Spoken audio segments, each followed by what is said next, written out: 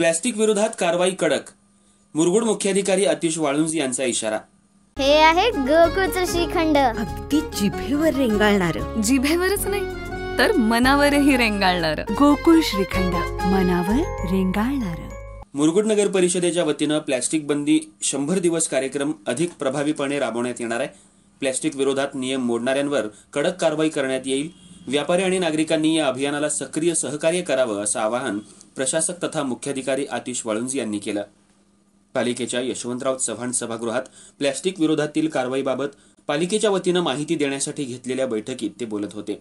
मुख्याधिकारी वाळुंज यांनी सांगितलं, मुख्यमंत्री महोदयांनी दिलेल्या निर्देशानुसार राज्यात येत्या 100 दिवसात हा कृतीशील उपक्रम राबवण्यात येणार आहे. 3 डिसेंबर अखेर प्लॅस्टिक बंदीबाबत अभियान परिणामकारकरित्या राबवण्यात येणार आहे. स्वागत मुकादम कॉम्रेड बबन बारदेसकर यांनी केलं. प्रास्ताविकात स्वच्छता निरीक्षक सचिन भोसले यांनी स्वच्छता अभियानात अव्वल स्थान प्राप्त केलेल्या मुरगुडकरांनी शहर प्लॅस्टिक मुक्त करण्यासाठी कृतीशील प्रयत्न करण्याचं आवाहन केलं. प्लॅस्टिक निर्मितीवर धाड घाला. ग्राहक कापडी पिशव्या अथवा डबे घरातून न घेताच बाजारपेठेत येतात. गयावाया करून कॅरीबॅग मागतात.